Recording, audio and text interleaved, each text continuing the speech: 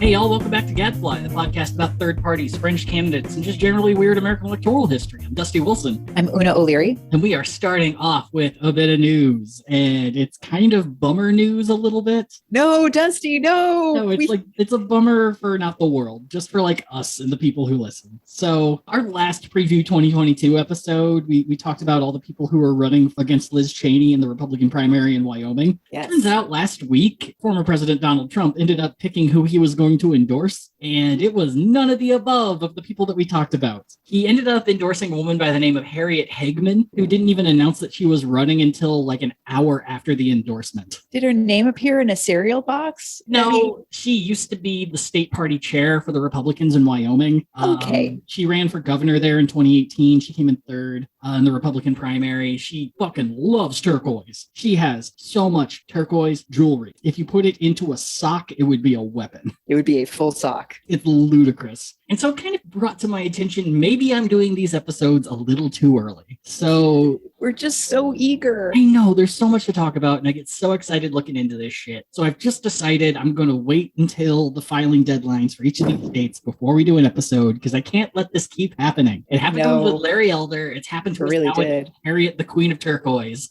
I gotta hold off. I gotta wait. So. We're just so eager to like get the scoop. I know. Without realizing that there are very few other third-party podcasts out there. Mm-hmm. And it's not like we're getting scoops. We're reporting scoops. We're not, like, there's not much investigative journalism going on with us here. Like, unless you want to count my subscription to newspapers.com, there's not much beyond that.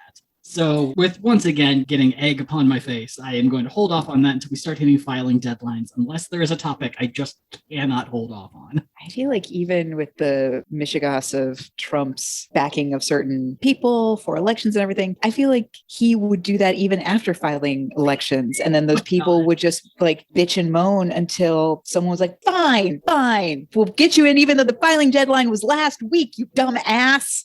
Look, we all can't be the mayor of Buffalo and call our friends to end up on the ballot. Wait, is that what we're talking about today? Oh, no. This is just some fun news in general. So in the city of Buffalo, there's a Democratic primary where India Walton, the progressive candidate, beat out Byron Brown, who has been the mayor of Buffalo for the past 16 years. And as the people of Buffalo, at least how I have read it, have said, he has done nothing for most of the 16 years. But every month before the primary or general election, he always does something to make it seem like he's working. And this time around, he lost, and the filing deadline passed. And then he decided, no, I'm going to run as an independent in the general, and was able to get a couple of his friends, one of which is a judge, to be like, well, technically we'll put him on the ballot. And he had the audacity in the mayoral debate last week to state that he was the only candidate qualified to be mayor. Oh, shame on him. Yeah. My personal favorite is India Walton immediately had her team tweet out ratio, and that was it.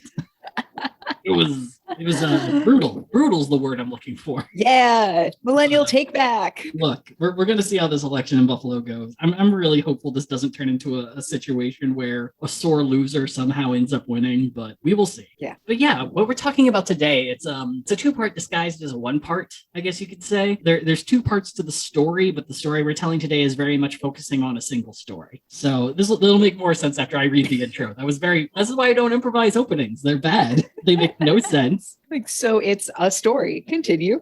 Damn it.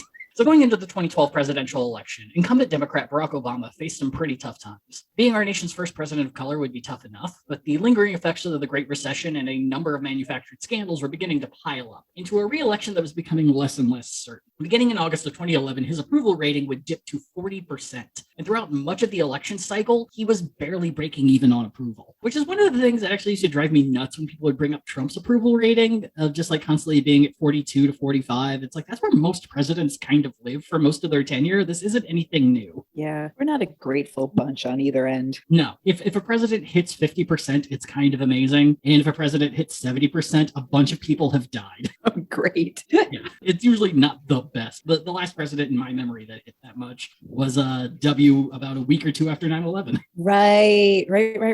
So, you come together and when Quinnipiac calls, you say, I'm going through some shit. I guess he's fine. Jingoism has my ass for at least the next month. All back in 3 years when I'm finally able to read history. Yes. So typically, if a president faces those kind of odds, like a low approval rating, multiple scandals, whether they be true or not, it tends to mean that they're going to get a pretty strong challenger out of nowhere in the primary season. It happened to Gerald Ford with Ronald Reagan. It happened with Jimmy Carter with Ted Kennedy. And the last time it happened was with George H.W. Bush and Pat Buchanan. And all 3 times, the powerful challenger would lose to the incumbent president. But also, each time that happened to the incumbent president, they lost the general election. So it's typically a very bad sign if a major candidate in your party decides to challenge you in your incumbency. And 2012 was starting to look like it might be one of those election cycles. In fact, the senator from Vermont, independent Bernie Sanders, was heavily considering hopping into the race to challenge Barack from the left. It would have been Bernie's first ever campaign for president, and really, it probably would not have worked out for him.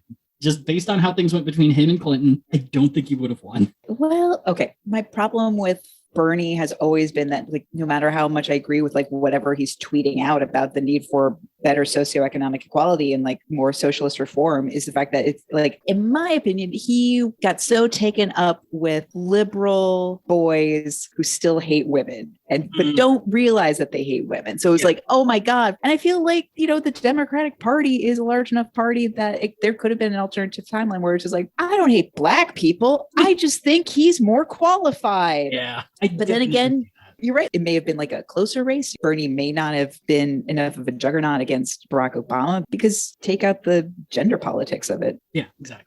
Well, that's a problem for a completely different timeline, because in our world, Senator Majority Leader Harry Reid would talk Bernie out of running. And the thing, though, was instead of getting a major candidate to face, Barack ended up having one of the weirdest primaries in American history. Ooh. It is. The amount of weird shit that happened in a primary where he technically had no competition is bananas. And I'm so excited to finally talk about it because I feel like I'm just trying to find Pepe Sylvia whenever I look at this primary. It is. Oh, no. He's unreal. And to really kind of set a baseline on how weird all this is, Una, we're going to talk about the history of the primary election system in America. It's about time. I know. It's the sexiest thing we could possibly talk about. Everyone's getting excited. They're getting pens and notepads out. We now have to write this as an explicit podcast.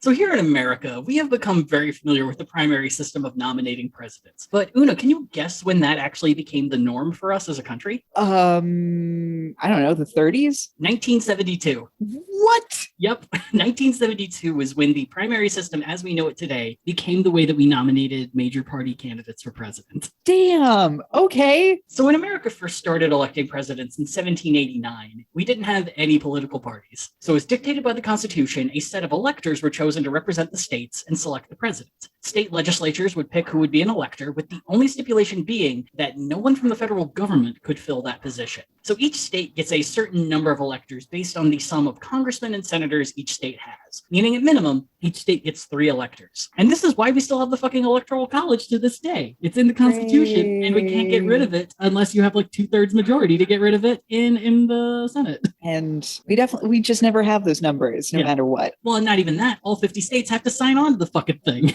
Oh. Or at least the majority. Now, there's a different percentage of that. I forget. I'm not a professor. We can't even get an equal rights amendment. No. As much as I both love and hate the Electoral College, it is here forever unless we have a constitutional convention or in case something goes extremely wrong. We should have a con. Oh my God. One of these days we are going to do an episode on the far right's push for a new constitutional convention. Oh, not if they're hosting. They're the only ones with a plan to do it. Oh, they're going to have shitty food. It's going to be understaffed. It's going to be so cheap, even though they all flew there in Lear jets. Look, Golden Corral's not going to cater itself. It's going to be like a fry festival. This sucks. God. Well, we'll talk about that some other day. Yeah. Una's plans for a constitutional convention as Block Party. Hey, what founding father are you cosplaying as? Yes! Just hosting it in San Diego. Oh my God. All right. Well, I guess if we ever get ludicrously big, that's on the list. We'll get ludicrous. I love it. God damn it. Fuck. Love that. So what are we talking about? Politics. That's right. So either way, for the first 2 elections, these electors would vote amongst themselves, and whoever got the majority of votes became president. And it worked out really well, mainly because everyone voted for George Washington unanimously both times. You guys are doing great. Yeah. No king. Great start to a nation. He doesn't want to be king. He has disappointed dad and energy. He won us the fucking war. Let's fucking do this. And so one of the things that isn't really taught enough about George Washington, I would say, is that in his closing address to the country, when he decided, I'm only going to be president for 2 terms, I'm going to set this precedent for everyone else to follow, so we don't have lifelong people being president. I am going to beg everyone to not start political parties. They are a bad idea, and they will divide this country. To which his 2 closest advisors then started the first 2 political parties in America. What do you want from people? Like, I mean, sure, Coke and Pepsi wouldn't be invented for another couple centuries, but Sure. yeah. I'm not going to deny that it wasn't a big ask. It was... It's like, really if you give me a coin, there's always going to be 2 sides to it. What do you want from me? I know. It'd be really cool if that was possible, but... Like, how is he expecting this to work? Just like really good word of mouth of like a single individual? Yeah, like to my knowledge, there really isn't a nonpartisan government in the entire world. At minimum, most countries have more than 4 political parties. Actually, before I started this podcast, I was doing a lot of fun research to see how many countries have third-party options. About the closest I could find to a nonpartisan government, meaning that there wasn't a major party or anything like that, was Afghanistan for a while, just because they had so many independents in their parliament. But the majority of countries that are on a larger size that only have 2 parties tend to be dictatorships that have a second party as a fake option. We're not in the norm by any stretch. And all the other countries that have 2 parties that are in their legislature tend to be islands that are smaller than 30,000 people. I mean, that's the thing. Yeah, it's like at a certain number, you hit the Facebook phenomenon where everyone turns into an asshole and starts like, splitting off into tribalism. Exactly. You hit peak asshole and you have to figure it out. And yeah, I imagine for most island communities, the big question is like tourists. Do we hate them or should we ban them? Yeah. Figure it out. And so, yeah, like I said, immediately after that, George Washington's 2 closest advisors started America's first political parties. You have Alexander Hamilton, who started the Federalist Party, who was more along the lines of the federal government should probably have the bulk of the power. Also, rich people are really fucking great. And then you have Thomas Jefferson, who started the Democratic Republicans, who are a bit more into states' rights, a bit more into the rural agrarian folks. Also very rich themselves, but we're very good at being like, oh, but no, we're for the poor people also. We're comfortable. And by, I believe it was 1928, neither of these parties would ever have another presidential candidate ever again. The ebb and flow. If only we still had an ebb and flow in political parties nowadays. Either which way. So they immediately started 2 political parties. And now that we have political parties, it's kind of a bit problematic to have the electors choose their own nominees out of nowhere. So the new parties began holding a party caucus to select their nominees. And the general idea behind a caucus is you get people together, they go off into groups based on who they support, then they try to get others to join their group. Whoever has the majority or the biggest group in the end wins. And for the Democratic Republicans, the only people invited to the caucuses were members of Congress. And that's it. So federal employees? Yep. Nothing but federal employees picking who's running. And then the electors can pick whoever they like. You're doing great, sweetie! Good job listening to Washington. So this is at least an improvement. But the problem is in 1824, America would hold its first ever election for president by popular vote. Prior to this, it was just the Electoral College. If you were just a regular schmuck, you don't get a fucking say in that. Go fucking make a bean. I don't care about what you think. We're picking presidents over here. And the president's my friend. Yeah, you're in a republic now, motherfucker. And so the thing, though, is here in America, when we vote for president, we're not actually voting for president. What we're doing is we're voting for electors. Because if the popular vote has to mean something, and in the Constitution, the electors are who are voting for president, then we have to be voting for something. Otherwise, it's just a fucking charade. And so what we get to do is we get to vote for electors, people who support the person that we like for president. So kind of like a middleman situation. This upsets me so much more than the times I had to vote overseas. And I just knew, like, this isn't getting counted. This might as well fall in the ocean for all it's worth. They're going to have an intern count this in March. It's not, does not matter. So this is entirely while we still have the Electoral College today. And as we both know, it has never been an issue. The popular vote and the Electoral College have always answered hand in hand. Except for all those times. Those 3 times that it happened? Oh my God. When we end up with a president who overwhelmingly lost the popular vote. Look, I know you love Samuel Tilden. I will not have this argument with you. Don't you dare. Look, I know you hate Ohio, but Rutherford B. Hayes is Ohio's favorite son, and I will have none of it. So by 1932, the major parties that existed now, which were I believe they were kind of called the Republicans, they were essentially the anti-Jackson party because Andrew Jackson had just created the Democratic Party, as we know it today, founded by a monster, and also President Trump's favorite president. It's not great. But the major parties would switch to a new form of selecting nominees, the National Convention. And this is why we still have the Republican and Democratic National Conventions, because we decided back in 1832, this is where we'd make it official. Well, we still do to this day because of the cottage industry surrounding whatever city ends up with said Democratic or Republican National Convention. It's really good for the one-party city that's in each location. It is great for whoever got an Airbnb out of their apartment a month ahead of it. There's a junior senator staying in my basement. It is not great.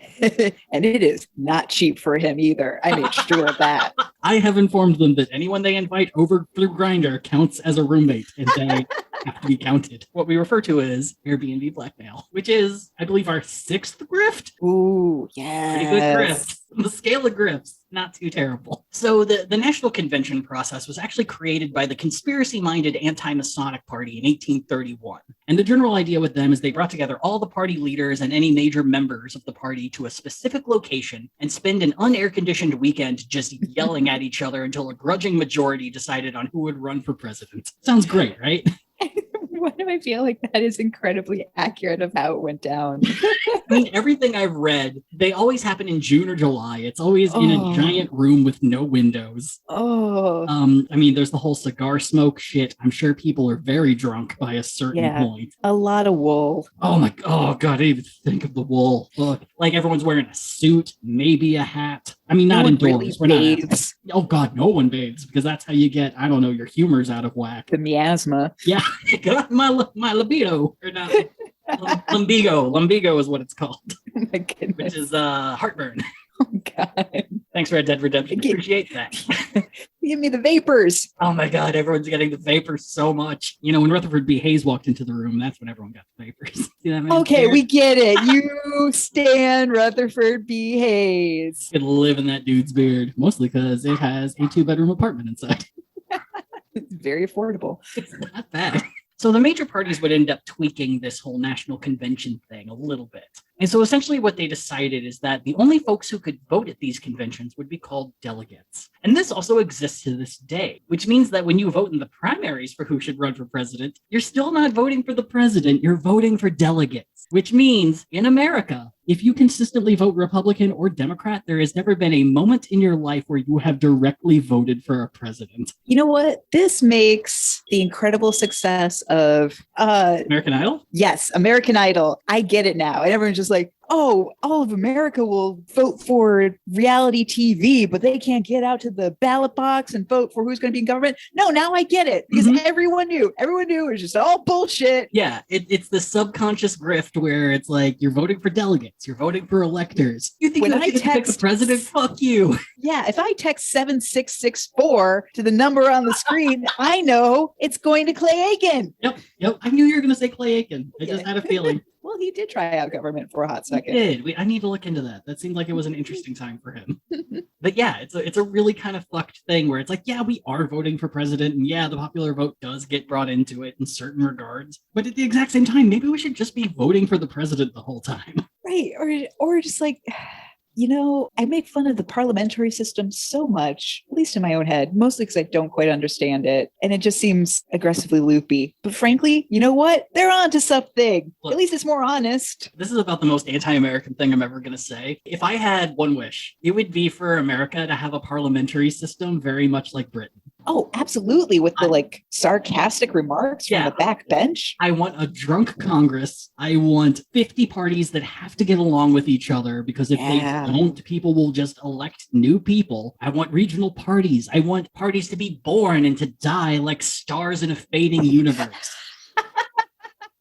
That's so beautiful. I just want like real sarcastic Glaswegians somewhere. Like emigrate to us. Oh my Do it, God. please. Like, I just Y'all are so rude. like just for the chance for the Aloha Aina Party in Hawaii to be able to get a congressperson and to just be consistently brutal about Hawaiian independence and never letting anyone forget about the fact that we genocided their country. Yep. I would pay so much dollars. I would Yes. the devil would be swimming in contracts. It would, C-SPAN would be off the chain. oh my God, C-SPAN would have to hire a fucking censor. It would be amazing. I would do that. This sounds like a great job. Oh my God. In any world, that is the thing I want most. Now, the House of Lords would be really weird and fucky, and I admit that's the catch-22 of this, is you're just going to get a bunch of old money deciding. You're going to get a lot of Kennedys. Oh, the House of Kennedys. We found The them House all. of Kennedys. And there's a Romney in there for Oh my God. balance. It's just Kennedys and Romneys yelling at each other with like a few bushes sprinkled in. Yes. We have a number of dynasties. I think we could absolutely create a House of Lords. It would take a minute and a half. We'd be done. We'd find like the few Rothschilds that don't have a job. Oh, yes. Yeah, so it's a weird wish, but one day I will upend the American system of government and create a very weird parliamentary system. It's still better than the upending of our government that we have seen in the past 9 months. I will take that as a wonderful compliment. Thank you. So what are we talking about? Oh yeah, the primary system and the fact that we don't actually vote for president. Awesome. Yeah, that. So the national convention system does have a bit of a problem. And it's mainly that in each area, you kind of get power-hungry lunatics who are really good at figuring out who the delegates are going to be, and then kind of scooping them under their control via things like promises of more power and political positions and jobs where they don't have to do really anything. You're telling me a nation that was built on grifting and slave ownership and more grifting knows how to corner a market with delegates? You know, I've never thought of it as a political monopoly of things, but that's a really good way to put it. Yeah. This is who we are. Yeah. So during these conventions, you essentially have all the people sitting in unair conditioned lobbies. And then you have the 8 dudes who own all the railroads just sitting around being like, all right, whose best friend is going to be president? Amazing. Who can we blackmail the most? And who is the most corruptible? Rutherford? Great. Let's get him. He's got a mistress. Oh my God. Yeah, and so it just became extraordinarily corrupt very quickly. And it's the way that we did things for about a century and a half. Wow. So the primary system itself would have its first official start, or at least if you're looking at its evolution, in around 1901, in probably one of the more unlikely places, Florida. That did take me by surprise. There was a huge progressive movement in Florida. The way things change. And essentially, they were like, hey, we kind of have a feeling that the folks getting picked to run for president by the party isn't who the majority like. Could we maybe have a non-binding primary to see how true that is? And they started doing it in 1901. I probably should have looked up to see how those elections resulted, but I didn't. So let's just say they were probably right. I love this too, because this is the dog whistling that's been bantered around for the past 2, probably 3 elections, where like, especially with when Hillary Clinton was in the mix, because it was just like, I mean, so much of it just ended up being anti-Semitic dog whistle of like, there's a cabal and they're just choosing the names in advance and we have no power and this is bullshit. And instead it was like, no, actually, like we were aware of that back then and we have tried to reform. Yeah, it's like, we're working on it, man. All right, so Florida would have passed it in 1901. So in 1904 would have been their first primary. So that would have of course, it was because when there was William Howard Taft. And of course, I can't find any results for the primary that would have occurred. I will say that if it was William Howard Taft in a Republican primary, there's no way in fucking hell he would have won. Amazing. Oh, wow. And the socialist candidate that year, Eugene Debs, got 7.6% of the vote. Holy shit, Florida. Oh, good job, Debs. Good job, Florida. Oh, man, that 2-month episode on Eugene Debs is going to be a delight. Oh, damn. So in 1905, Wisconsin would take things one step further in order that the delegates that they sent would have to be the winners of the state primary. And in 1910, Oregon would be the first state to legally obligate any delegates who won to support the winner of the state primary. And the thing, though, is between 1910 and 1972, there would never be a majority of states that employed the primary system. It peaked at 20 states in 1920 and then settled back down to 12 by 1968. And really, we'd probably still be doing the national convention system to this day if it wasn't for the 1968 Democratic National Convention in Chicago.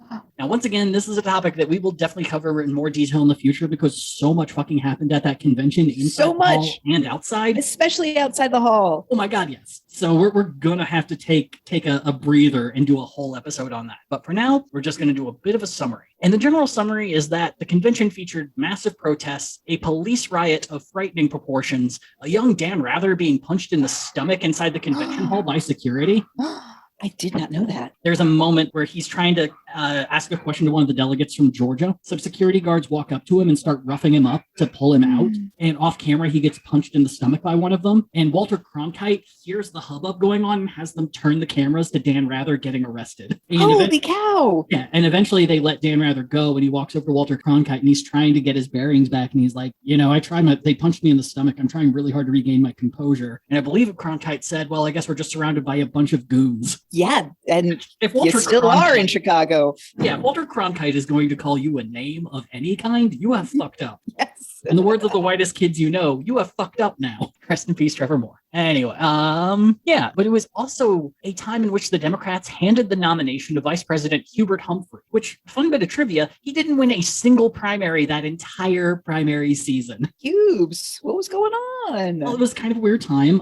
Robert Kennedy was probably going to be the nominee until he died with gun. Right. Yes, by gun of other person. Yes. So it was a really chaotic election in general. And sensing the need to maybe change the system to be a bit, more democratic, Senator George McGovern began the process that led to our current major party primary system. And where it is today is all 50 states, 5 territories, and 1 district get to hold their own elections for delegates. Some states are winner take all, meaning whoever gets the majority wins all the delegates. Some are proportionally given, and some are only proportionally given if no one wins more than 50% of the vote. And some states still do caucuses, but everyone gets to be involved. And of course, all of these primaries and caucuses are held on different days. Some of them are on the same days, others aren't. But Iowa always gets to start, and then New Hampshire, and then Nevada, and then South Carolina. Then everyone else can just get in fucking line. And sometimes Republicans and Democrats have primaries in the same state on different days, sometimes months apart. And the Democrats also have a primary specifically for citizens living abroad, but the Republicans don't. And the Democrats have this thing called super delegates, which means that anyone who is high enough in the party, or a party leader, or a congressman, or a senator, or a governor, gets to have their own vote at the national convention. So they kind of get to sway who they want the nominee to be because they announce who they're voting for and makes it look like the number of delegates are higher than they really are. I knew it was insane. Another thing is, I distinctly remember, I guess this was 2 election cycles ago, a little bit of a brouhaha of a couple states wanting to move up their primary day, a little bit ahead of Iowa and New Hampshire, and that got shut the fuck down. Oh no, people lost their goddamn shit. Yeah, everyone wants to be the first. I think part of it is that we're February is a good enough time to start this. We do not need to go sooner. We're good. But also Iowa and New Hampshire just have such a lock on this tradition that no one's willing to give it up. Instead of, maybe have it all on the same day. Yeah. I mean, it's one of those things where the primaries were in response to a little bit of too much backroom dealing, which were a response of suddenly having parties. It just feels like no one ever gets to the root cause of the issue. They just find a cottage industry to push ahead. So my frustration with the primaries is by now it just feels like an excuse for there to be maybe a 2-month break between election cycles before we are talking about, in this case, 2024 or whatever. It's because the primaries are at this point, and who's going to win South Carolina this year? It's we can just talk about that on 24-hour CNN news. I think the super delegates thing is the thing that always kind of sticks with me a lot because it's Democrats, what did you learn from 1968? Oh, give people just enough extra power, but still kind of hoard the rest of it as much as you fucking can. And yeah, the Republicans never need to be that gauche about it. No, the Republicans are built just in. Fuck it. No, we live on listening to the base, no matter what the fuck that is. I feel if the Republicans had super delegates, it would be a really good way for them to just become a non-existent party. But for some reason, the Democrats just accept this is how things are. Yeah.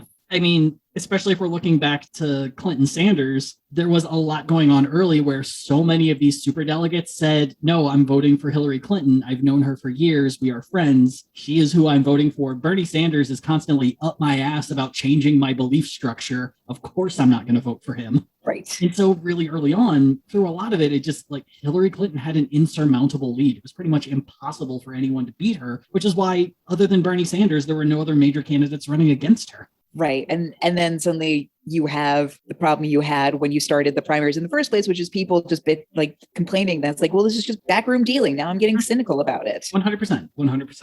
And you can make the same argument with Joe Biden in 2020. And it's a whole thing. But I think it's also a nice way of saying the primary system is not perfect. In fact, at times it really fucking sucks. But I like to think of it as the Olympics. For 3.5 years, all we can do is talk about how much we fucking hate it and how corrupt it is and how god awful it ruins so many things. And then when it's happening, we all get collective amnesia and we are obsessed for so fucking long. And we watch it nonstop. I'm a hypocrite beyond words when it comes to the primaries. I hate the system. I hate what it is. And then 1 month before Iowa, all I can do is read news. I'm running numbers. I'm looking at all the polls. I'm getting stupid fucking excited. And I'm a terrible, horrible hypocrite. And I love this. This is the American way. Yeah, to hate something mostly and then secretly love it. Yep. Now, these primaries are usually only quote unquote fun if you're a major party who needs a new candidate. If you're an incumbent with no competition, you could pretty much just ignore all the primaries. I mean, yeah, they're happening, but who the fuck's going to beat you? Turns out in 2012, Barack Obama would have a lot of people step up to try and do the completely impossible. And for the first part of the story, we need to talk about someone most people have never heard of, but know exactly what he's done. An Estonian-Canadian documentarian by the name of Kalle Lassen. Who? Yeah, exactly. So Kalle Lassen was born in 1942 in Tallinn, Estonia, in the midst of World War II. Following the war and his family suddenly finding themselves in part of Soviet Russia, Kalle and his family fled to Germany, where they lived in a refugee camp until they could find a place to be resettled. They would end up being taken in by Australia, where Kalle would stay to earn his degree in applied mathematics. After graduating, he moved to Tokyo, met his wife, started his own market research firm, and then moved to Vancouver, Canada in 1970. In 1978, alongside Bill Schmaltz, he would make his most well-known documentary entitled Bears and Man.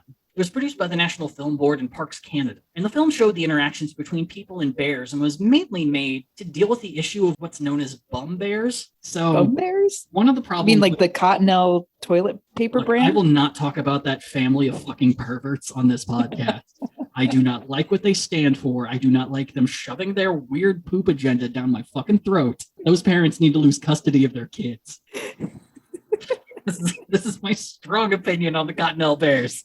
I'm very kink friendly. That family can fuck themselves. Just so we're clear, They have corrupted their children in horrible ways. I don't know how CPS has not been calling their fucking family.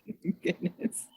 This is just, you've just opened a wound, Una. I am surprised at how kind of mad I actually am right now. Love it. Go off, King. All right, so bum bears. Essentially, in the national park system, one of the upsides to that is people get to explore the majesty of our world in a way that is both safe, but is also still a bit of an adventure. Mm-hmm. The problem, though, is a lot of people who go to national parks don't really follow the rules very well. In Yellowstone, I guarantee if you've gone, you have seen someone step out of their car in the middle of the road to take a picture of a goat, or have attempted to walk up to a buffalo thinking, oh, this will be fine. I watch Disney movies. Yeah. This would be cute. YouTube's full of this shit.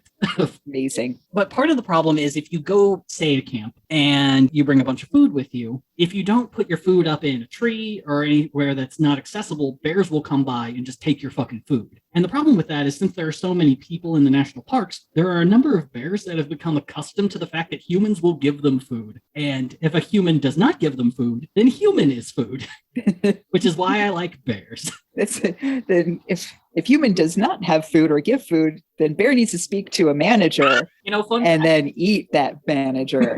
Fun fact, humans are full of food if you look at it the right way.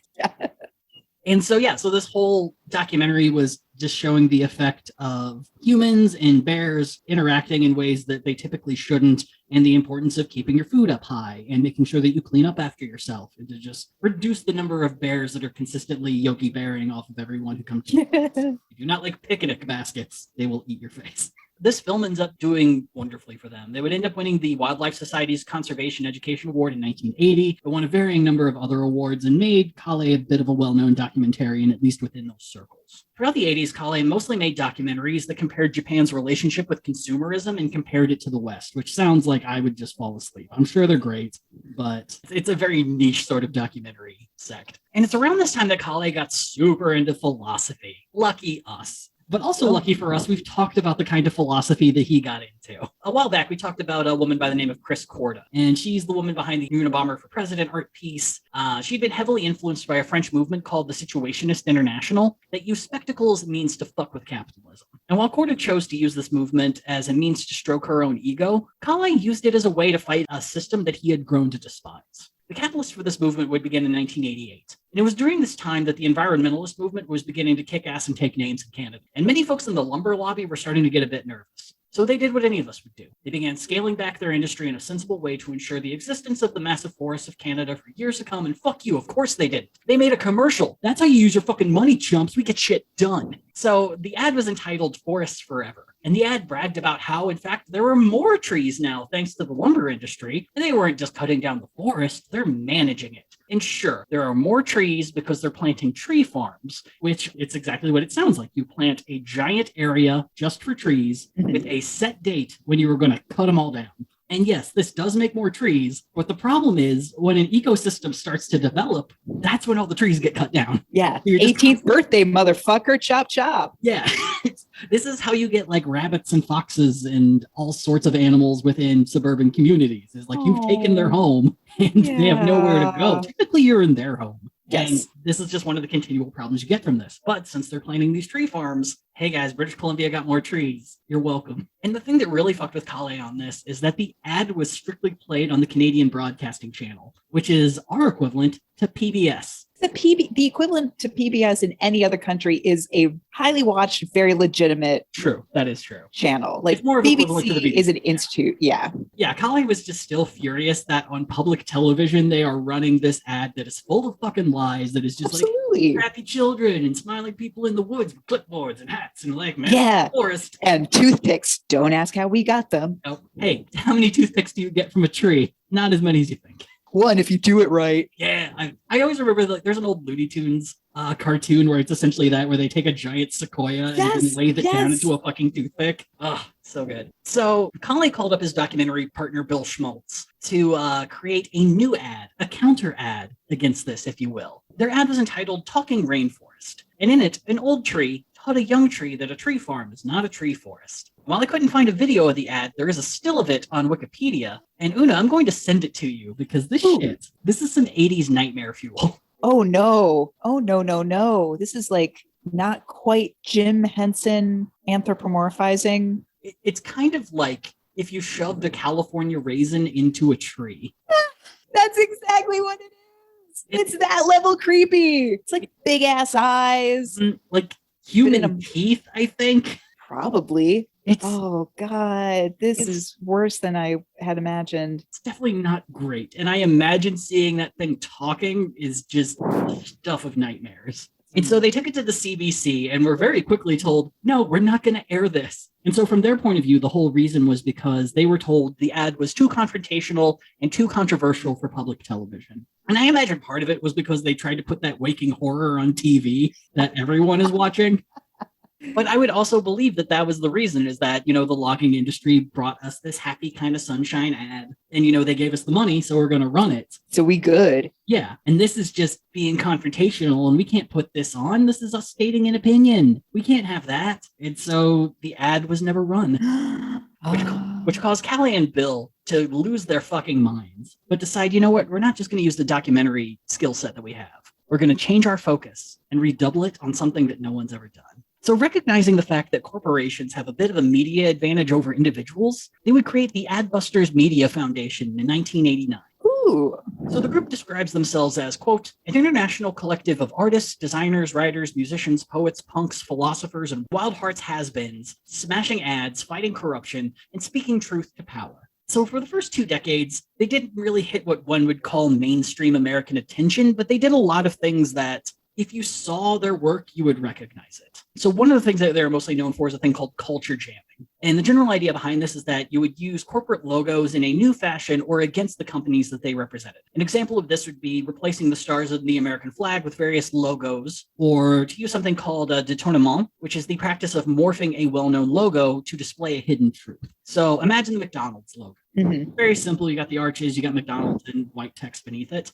Now change McDonald's to McDiabetes. Aha. Yep, you did it. So this often resulted in visual protests that could be kind of brilliant, but also hacky as fuck. Yeah. It's not great. On their website, they have a whole list of fake ads that they've created. And some of them are pretty good. One's for like a fancy Italian shoe company with like a little circle on the front of it that said place tongue here. So that's like kind of fine. Like, oh, it's a bootlicking sort of analogy. Oh, all right. There was another one that was like for Calvin Klein, Obsession for Men. They really fucking hate Calvin Klein. But for Obsession for Men, it's just like this hunk looking into his underwear. That's about as brilliant as it gets. On the other end of the scale, they had a whole campaign for Nike that was entitled Just Do Shit. Probably my least favorite is they have a whole campaign against Prozac. And it's like, yeah, people were probably getting overprescribed that as children, but it also helps people a lot and maybe don't want mental health, you fucks. Oh, yeah. Yeah. Oh, I have. Yeah. So for a while, this was pretty much Adbusters' thing. The other kind of big thing they did is they made a shoe series where they made shoes that looked a whole lot like Chuck Taylor's, but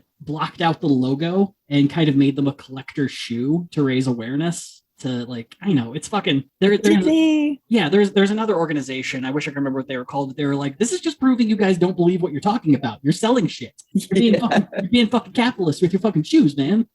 Like any kid can pay the price of a Converse and then just take a Sharpie. Yeah, exactly. So essentially, this is what they did for the first 22 years of their existence. But Adbusters' big move would push them into the national spotlight on July 13th, 2011. And it's on this day their website would introduce a poster. Now, on this poster, a ballerina stood on the back of a famous statue in New York City called the Charging Bull, or what is more commonly known as the Bull of Wall Street. If you've seen any picture of Wall Street, it's like a giant bronze bull. It's like it's crouched and, the horns are going up. It honestly looks fucking great. And above the dancer, in red text, is the phrase, quote, "What is our one demand?" And below the bull in white text said, September 17th, bring tent, #Occupy Wall Street.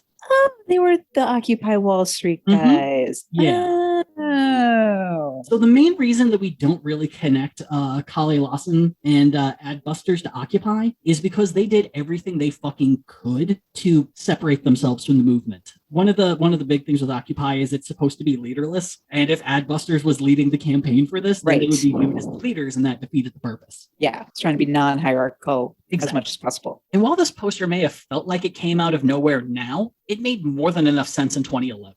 As a nation, we were only 3 years out of the Great Recession, and many millennials were still feeling the effects. I, for one, was only a few months away from being laid off for the second time in 3 years, and my financial situation could be best described as how many rolls of pennies do I have, and can this buy bread? Mm-hmm. Yep. If there's anything I've learned, Jewel Osco does not like it when you pay in 3 rolls of pennies. Guess what? We're in the land of Lincoln, and this is American currency. Yep. So take it. Yes, I am so sorry. I am paying for 2 ramen, please. Una, how was your situation during the Great Recession and the years following? Oh, well, 2011 was when I finally moved out of my parents' house after going back there in 2009, because I was part of, as the New York Times tried to coin it, I was part of the boomerang generation.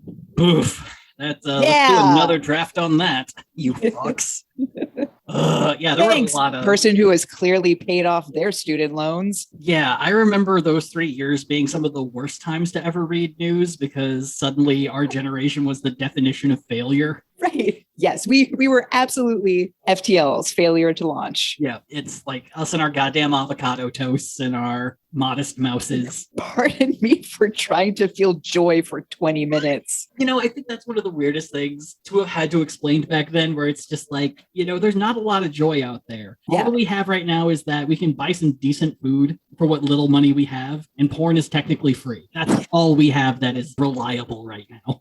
Yeah, I can yes, the avocado toast is $11, but I have $11 today. I don't have $111,000 for a down payment of a house. Exactly. That's never going to happen. Look, I stayed up all night doing a mechanical Turk on Google. I made $5. I am getting this $5 fill-up meal. I do not fucking care. It's not like it's going to pay rent. Fuck it. Yeah. So in 2011, actually around this time, I moved out of my parents' place, moved to Chicago. I was going to start taking classes at Second City. I was on my way up, and then 3 weeks into moving into my studio apartment, I had bed bugs because they were in the building. Yeah. So fuck me. Infamously cheap to remove bed bugs. Yeah. And then I had a psychological break, the likes of which I hadn't felt since Bear Stearns kicked the can. Oof. Yeah. So yeah, this is a happy episode about how millennials are, I to have a little personal time. I did have a fun conversation with my dad this past summer about him noting that millennials are very impatient and me agreeing, but us agreeing for different reasons.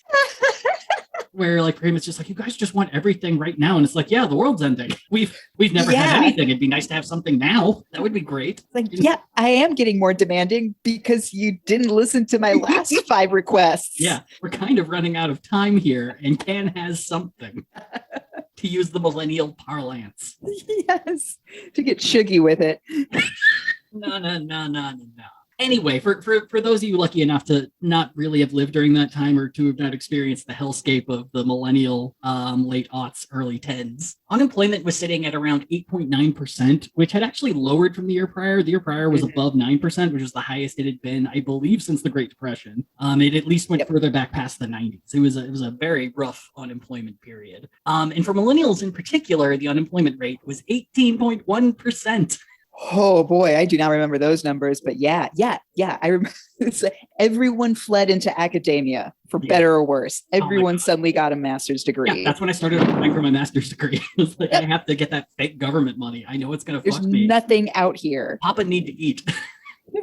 But yeah, and I will say that 18.1% number does include down to the age of 16. But one of the weird things I remember from that time is teenagers could not find summer jobs because everyone else had taken them before the school year had ended. Yep. Yeah. No, the ripple effects we are going to be feeling them for another generation. And it's I also remember entry-level jobs would always demand years of experience. And some were like, you need a master's degree for this entry-level job. It's entry-level job that will pay you $34,000 a year to live in New York. Yep. And so, yeah, it made the dream of any of us ever owning a home or being able to afford a family feel like nothing more than a cruel joke. And when 18% of the youth are disillusioned, pissed off, and have no work-based responsibilities, it kind of makes it pretty easy to get a stew going. So shortly after Adbusters made a blog post that gave more concrete ideas behind the protest, they were very quickly promoted by anti-corporate protesters US Day of Rage, as well as everyone's favorite hacktivist, Anonymous. And initially, the protest had been planned to be held at One Chase Manhattan Plaza, which would be about a 3-minute walk from the New York Stock Exchange. But the police had roped off that area the night before on the 16th. The protest was then planned to meet at the Bowling Green Park, the home of the Charging Bull statue, and it granted it'd be a 4-minute walk from Wall Street, but you could still get a lot done. But the police also roped off that location. So the group now had to settle for their third choice, Zuccotti Park. And as a third choice, it really wasn't that bad. For one, the police hadn't blocked it off. Secondly, it was 33,000 square feet in size, making it nearly as big as the Bowling Green Park location without a huge-ass bull in the middle of everything. And third, it was a pretty popular location for financial types and tourists to hang out. So you kind of get the perfect space for both optics and to fuck with business dicks. But the biggest thing that helped was that Zuccotti Park is owned privately by Brookfield Office Properties, which means that the cops could not kick anyone out without the request of the park's owners, so long as everyone in the park was following the law. And that also meant they did not need a permit from the city to protest. Ooh. It's kind of perfect and very genius in a lot of ways. Yes. And as many of us millennials and older remember, Occupy Wall Street began as a huge success. It's estimated that on September 17th, 2011, 1,000 people showed up at Zuccotti Park. Cops would try to keep people from erecting tents in the park, citing loitering laws, but in the end, Occupy became a permanent encampment at Zuccotti Park. Protesters set up sleeping areas, tents, medical and food stations, and did everything they could to ensure that a large group of people were always present. And the initial plan was to keep protesting at this location nonstop for 2 months. For the first weekend, things stayed fairly calm. The movement would get its first celebrity endorsement by a modern-day Trumpist and then-Times socialist Roseanne Barr. And by the end of the weekend, they would get their first media coverage via Keith Olbermann. The movement gained attention nationally and even resulted in $2,800 worth of pizza being delivered to the protesters, causing the pizzeria that got the order to shut down for the day after they finished making all that za. Oh, a blessing and a curse. I imagine that was like, guys, good news. We made $2,800 for the day. Bad news. How much pizza can we fit in one oven at once? How much flour do we have in the back room? Oh my God. Look, how many of them are vegans? We need to know this now. We'll just send bread. Bread and tomatoes. It'll be fine. However, once the weekend was done, cops started making their moves the following Monday. Citing a law written in 1845, police began arresting protesters that were wearing a mask of any kind. Turns out there was a law that stated that masks were banned in any form of public gathering unless the event was, quote, a masquerade party or like entertainment. And the law had initially been created to halt the protesting of renters who were being kicked out of their homes due to landlords suddenly selling their properties out of nowhere. Oh. This was also during a time in New York in which there was something called moving day, where everyone, I repeat, everyone in New York who was renting moved to a new apartment at the exact same time. That's basically how it goes down in Montreal now. Yeah. It's like July 1st is moving day. Mm-hmm. Good luck getting a van. And so, this whole law is based off of renters' rights and just people being like, oh, I need money. I gambled everything into a sex worker. So we got to sell it now. And you have nowhere to live. Best of fucking luck. Apparently, the protesters in this regard, the reason it became a mask issue is they all started dressing up as quote unquote Indians to try to reclaim their property, which. Oh, that's not a good look. I mean, for 1845, not great, even then. But apparently they wore masks. So. It's like, oh, you're so close to recognizing what you're doing, but you're, oh. Yeah. Also, famous Native American accoutrement, the mask. Yeah. You know, Zorro? It's not great. Either way, that's where the law came from. No one enforced it for at least a century, but some asshole in the NYPD was like, gadzooks, I found a loophole. Let's hit some people. Let's punch some bums. So yeah, they would end up arresting about 4 people, give or take, from this, but it still didn't cause people to leave Zuccotti Park. And essentially the city was like, look, I know this is a law. We haven't enforced it for years. This isn't going to hold up in court. Find another reason to arrest people. And 4 days later, they would find a reason to arrest more people. Because in uptown New York, a march would end up occurring. But that march didn't have a permit, so it shouldn't be marching. So the cops immediately pepper sprayed the shit out of everyone, including a journalist, and arrested 80 people. And all this cops being cops resulted in the protest getting even more national attention. Good job. You Barbra Streisand this. Yeah, well, I mean, that's kind of how things work a lot for the police when they decide to use violence and really shitty tactics. People find out about it. But this is also during the time in which, media travels a lot faster than it used to. Mm-hmm. It would also be on this day that those 80 people got arrested that Occupy Chicago would begin, which is something I will say I took part in Occupy Chicago for about a week. Oh. It was one of those things where I realized very quickly I might be the most conservative person here. Oh, hilarious. It was interesting. It was an interesting period of time. I feel like who I am now would have fit in better than then because there were so many things I was still learning and things that I didn't understand or get. Aww. But yeah, before we jump into more about Occupy Chicago, as the month went on, Michael Moore, Susan Sarandon, and Cornel West would offer their support to the movement. Unions began to vote on whether or not they should join the groups. SEIU ended up voting to support as well. The Transportation Union in New York joined. The Nurses Union joined. And public opinion of Occupy was at about 67%.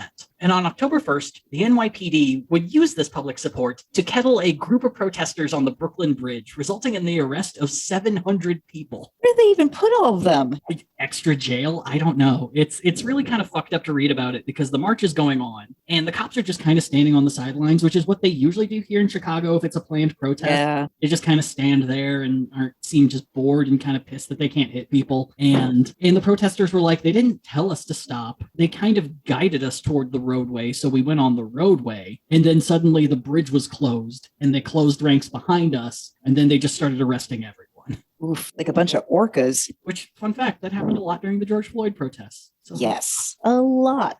So, yeah, we could use this time to talk a bit about Occupy Chicago and the things that were kind of going down there. It was a very weird experience in a number of regards. Like I said, I was on the verge of getting laid off. I was working a job that I was admittedly very bad at. It was a sales job for a wine company that had a less than great reputation in the city. So I got all the shitty accounts that I was literally told to leave the building on multiple occasions whenever I said I was from. Yeah, it was not great. When you said you were from Ohio? No, and I said, I was like, oh, I represent this company. That they were just like, okay, you need to go. We don't want Wow. Yikes. Yeah. And I believe it was the day after my car got booted because I had a client across the street and then a liquor store in the area where I parked. So I was like, oh, I'll meet the client across the street. I'll just give them the catalog and then I'll go over here. And by the time that I walked back, they had booted my car. Oh Oh my God. Yeah. And so I got to pay $300 to unboot my car in this parking lot while the owner of the liquor store just stood in the doorway and watched. Oh.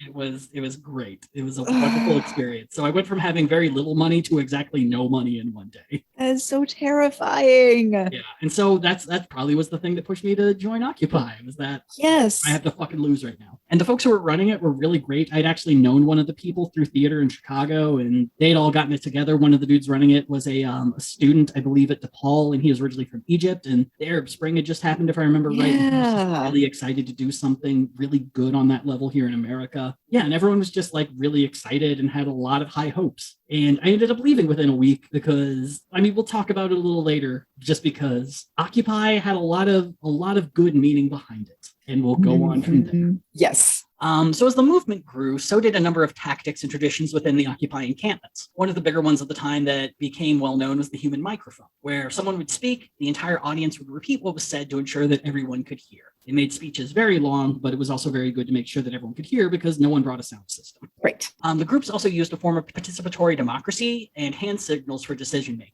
And this was most often noted and somewhat mocked in the lack of clapping. And instead, whenever you approved of something that someone was saying, you raised your hands and like shaked them like this, which, you know, works out really well. Apparently, it had a basis in Quaker debate or something. Yeah. Like what I was reading. That was one of those things that I was immune to, at least with the mockery, because the co-ops in Oberlin all had silent, not like you would make a knocking gesture with your hand when you wanted to agree with whatever was being said. It was just a way, so it's like you didn't tie up the meeting further with extra voices, like you could keep talking and continue moving on. It's like, okay, so we have a quorum for that idea and going on. Exactly. Yeah.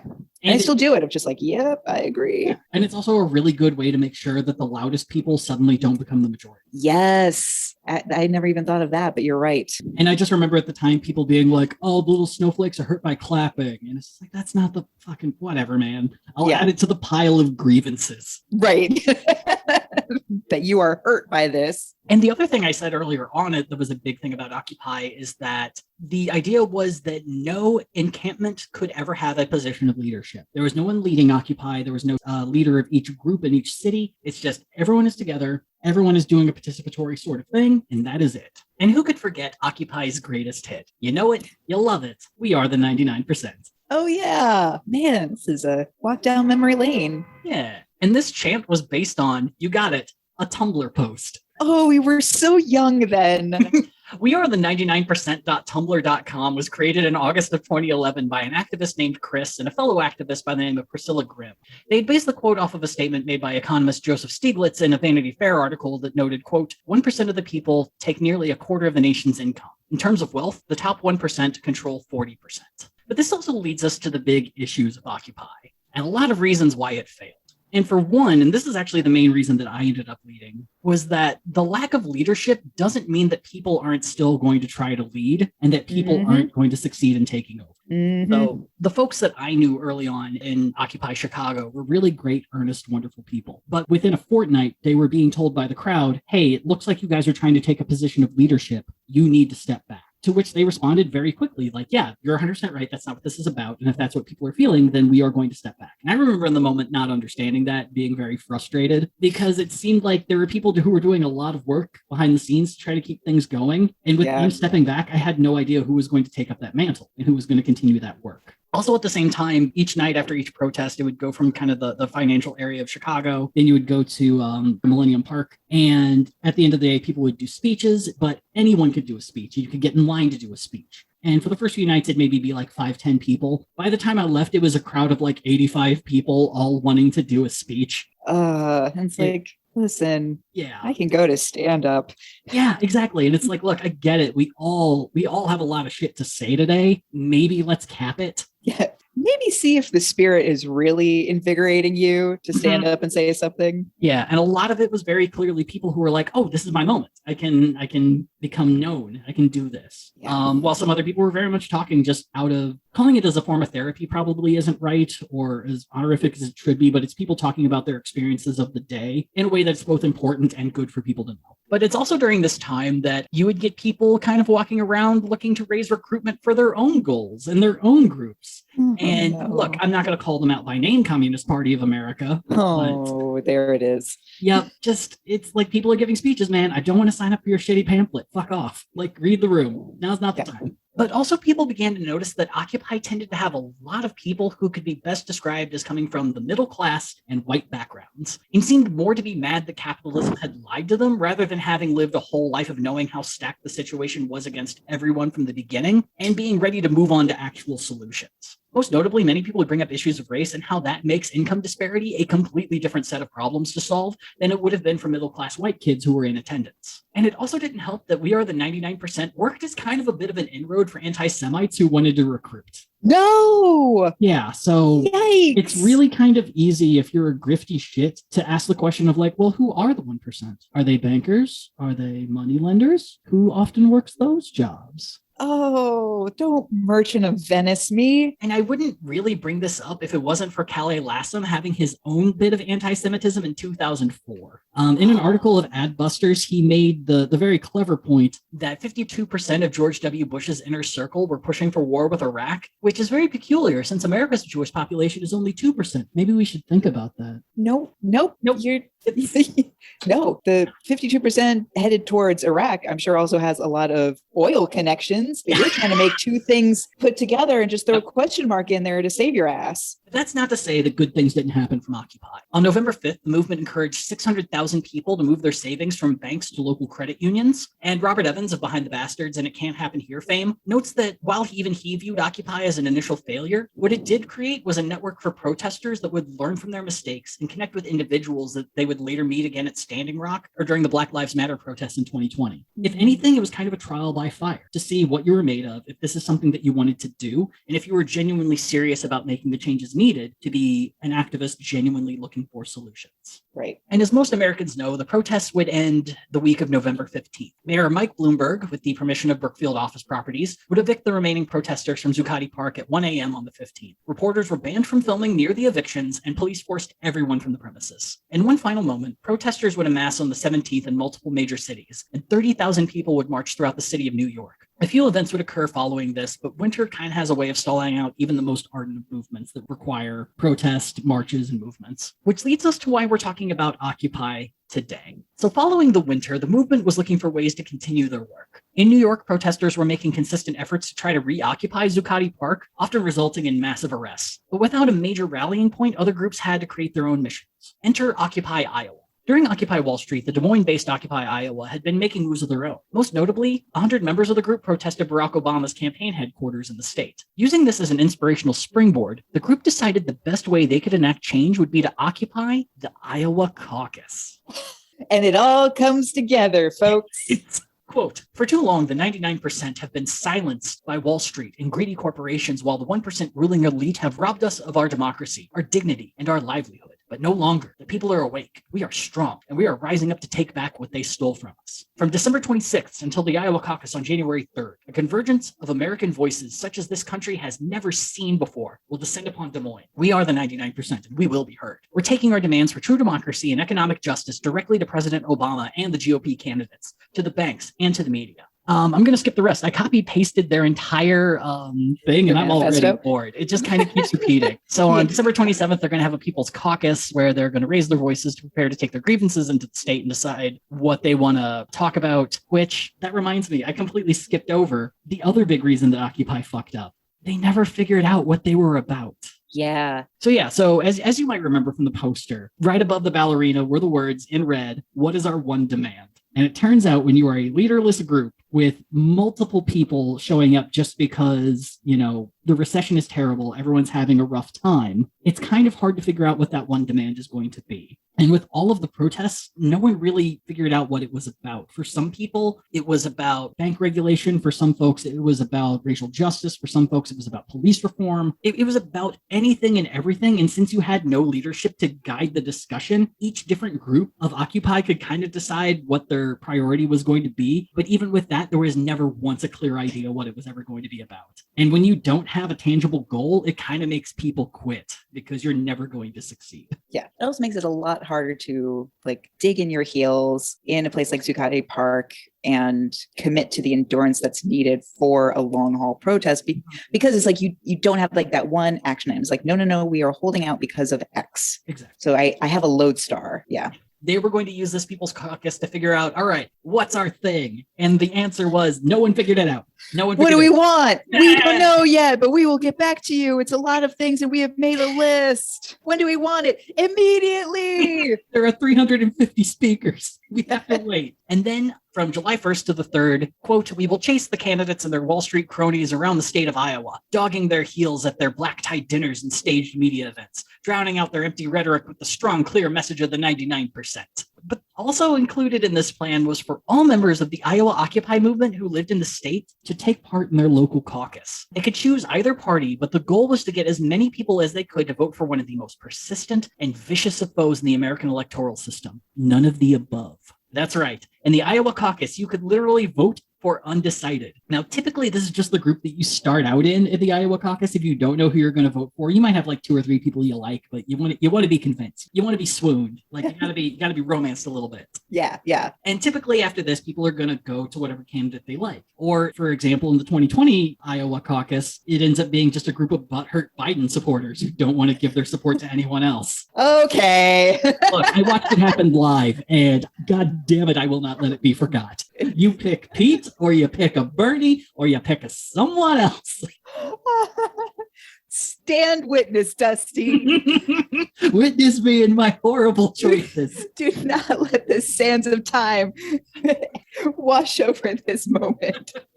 Don't let them take that away from you. So rant aside, it is just kind of a long way of being like, yeah, you can start undecided. And if you really just don't like your choices, you can stay in undecided. And if enough people are there, you might get a vote or two, because that's the funny thing is the number of votes that you get aren't based on the number of people in your caucus. It's kind of each different precinct gets a certain number of votes. And then based on the number of people who are left in each group get those votes. This is such dumb math. Just let the popular vote reign. Oh my God. Una, I hate the fact that you are against the hot dish community and their one holiday in Iowa. Actively anti-casserole. I will let that be known. Who's going to put weird shit in Jell-O if we don't have a caucus? What am I going to do with this bag of marshmallows? Fucking eat them in private like the rest of us. Yes. Eat them with the lights off in shade like a normal millennial. Look, every bag of marshmallows should just come with a little sentence that says, we know, and it's okay. Yeah. It's either that note or a tiny little straw gun you can rig up to shoot the marshmallows. You know, I don't think s'mores actually exist because it alludes to the idea that people eat marshmallows in groups. Or have friends. You know what? I think this pandemic might have ruined us in some way. All right, what are we talking about? Politics? Yeah. We're talking about the caucus math, which is all kinds of insanity. I'd rather do trig. Easily the worst part of American politics is just the math. It is lunacy. So yeah, and so that's how the Iowa caucuses go. So if you get a big enough group in your caucuses, technically you can get votes for uncommitted or none of the above. So all that aside, since Obama had no competition in the Iowa caucus, the goal was to get as many people to support uncommitted as possible as a show of protest, to really show Obama how many people of his own party were now against him for not supporting the vague goals of the 99%. And the thing is, this plan had actually gained enough momentum for Occupy New Hampshire to become a thing. And all they would need is just a good showing in Iowa, and this whole Occupy the Polls movement might actually become the next phase of this whole thing. And to be honest, the folks of Occupy Iowa didn't think they could actually win the caucus for uncommitted. For them, education on the issues was first and foremost. And in the caucus system, it's a really good place for that because you can give speeches for why people should vote for your candidate. And it's a great place to get those ideas out there. And as they said in one of their most heavily circulated posters, quote, "We are coming to bring direct democracy to the presidential nominating system. We are not coming to disrupt." The thing, though, is that a few of the older protesters were beginning to notice some real cracks in the system. Mainly that since the movement was continuing to go on as leaderless, there was no real direction or cohesion as to what everyone should do. Some folks only protested, some folks were just planning for the caucus, but there really wasn't that much direction from people to understand what folks should do as a cohesive group. which meant that instead of focusing all of their efforts on the Democratic caucus, many Occupy protesters also attended the GOP primary, which featured Mitt Romney, Rick Santorum, Ron Paul, Newt Gingrich, Rick Perry, Michelle Bachmann, and John Huntsman, which pretty much covers every kind of Republican there is. Yeah. So there's not really any room to find a Republican who's like, yeah, I'm uncommitted. I don't really know. Maybe this left to far left group is who I should be throwing my support behind. Yeah, no, it is a Baskin Robbins 31 flavors of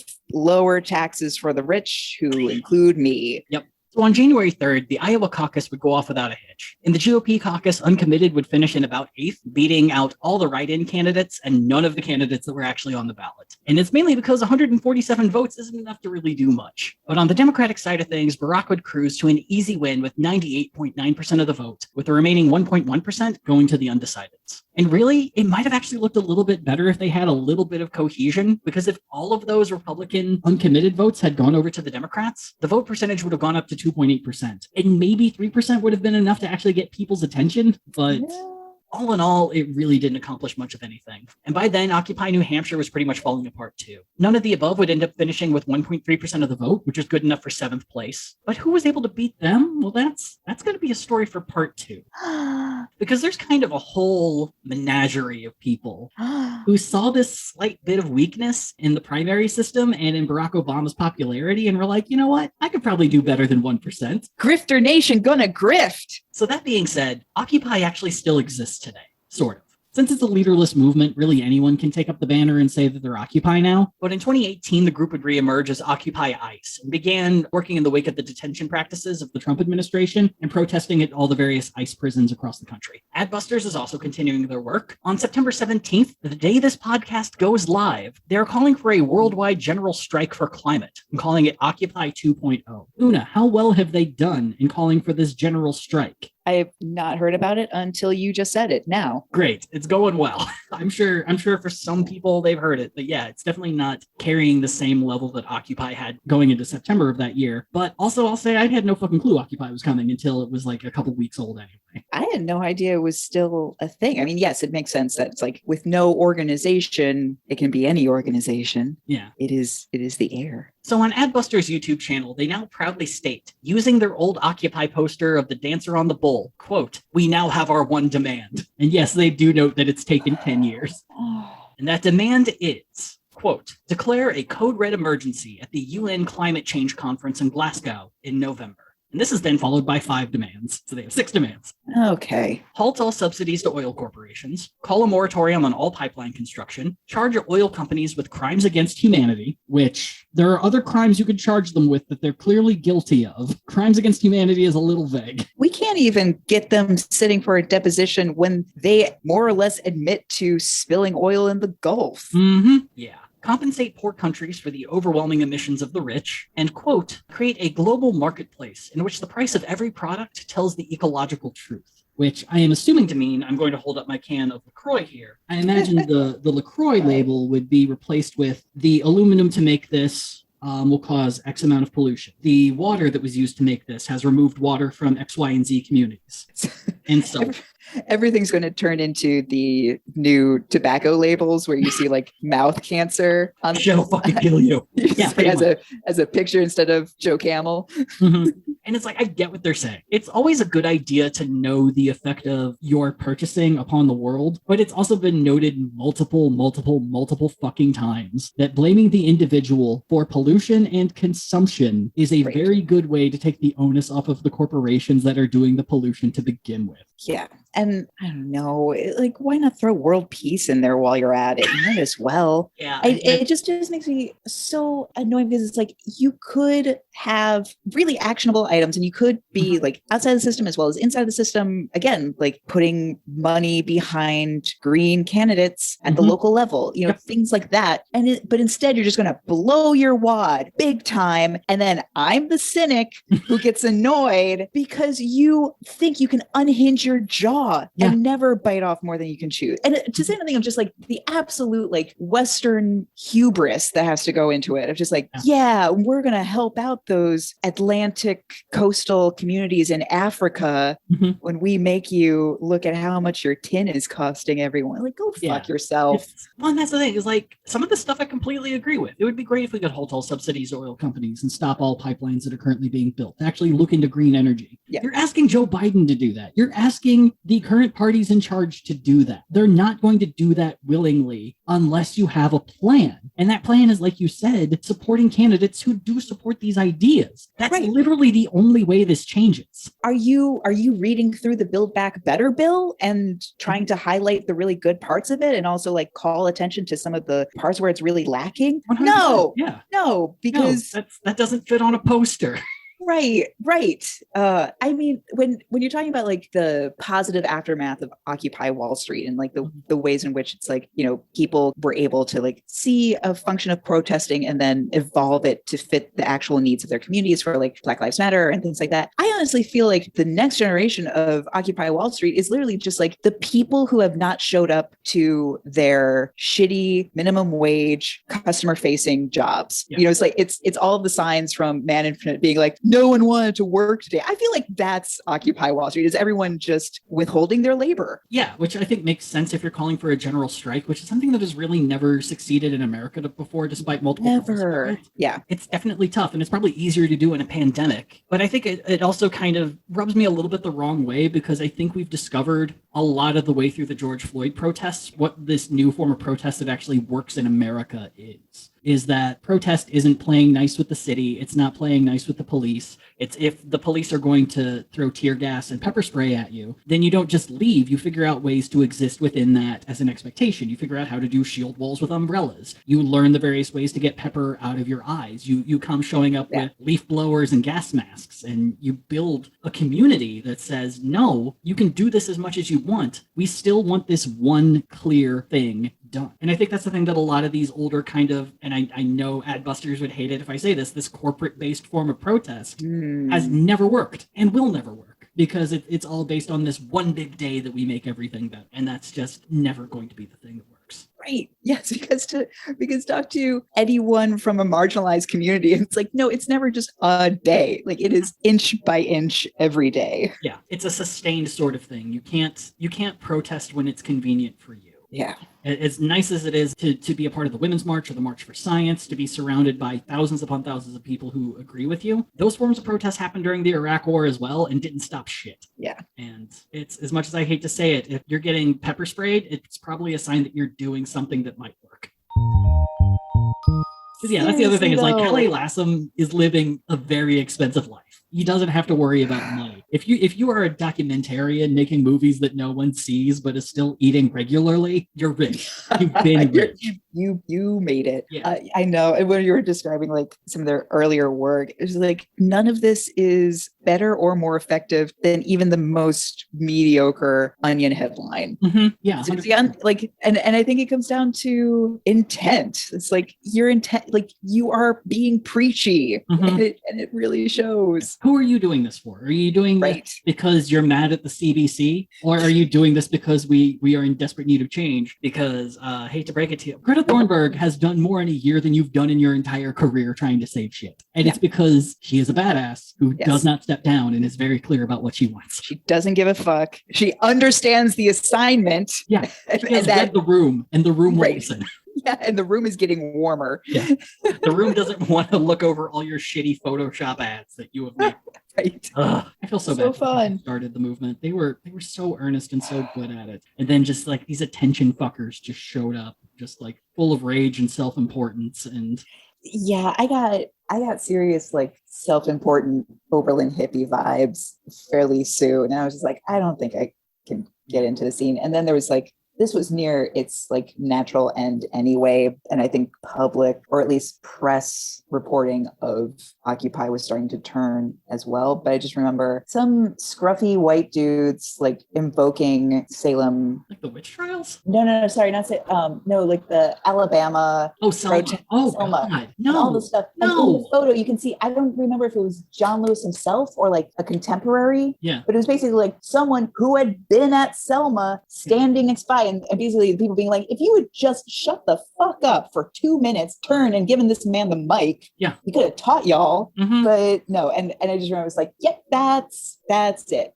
That's the motherfuckers where it's like, yeah, the minute you take away leadership, it's like, no, you just have a power vacuum. Yeah. It was also during a weird time where I had a really shitty opinion of Black Bloc for a while, because the whole initial idea of Black Bloc is you cause property damage, and like if you're white, you risk yourself by doing things that people of color cannot do. But a lot of the members of Black Bloc in Chicago were very good at breaking shit and then leaving so that people of color could get arrested. Yeah. It was, Yep. yeah. And that feels like that's, at least in Portland and Seattle, that feels like that's evolved differently now, but it's, protest in Chicago has always been really fucking weird and kind of self-important, especially when white people are involved. And on that note, yay.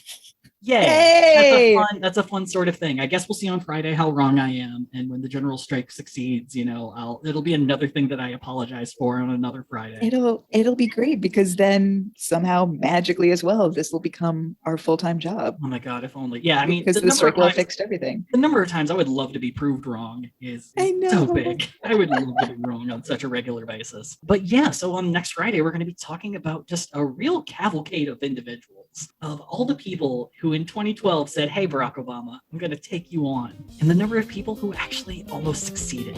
Oh boy, got So- a nail biter coming up. It's going to be great. So I guess, yeah, we'll see you next time after you go on strike on Gadfly. Hacky advertising. Gadfly is a production of Added Serotonin. Our episodes are edited by Brianna Valentine of Rem Alternus Productions. Our theme song is Sophomore Makeout by Silent Partner, and you can find us on Twitter and Instagram at GadflyPod. Ready to level up your cosplay game? Check out the Geek Forge on Etsy. With a variety of props to give your photos that extra spark, you'll find just what you need. Hold magical fire in the palm of your hand, or take a potion to restore your mana. With a large variety of colors, you can choose your own magical flavor for your cosplay. Bring drama to your photo shoots with these vibrant props and more, all available at the Geek Forge. Are you ready to level up your cosplay?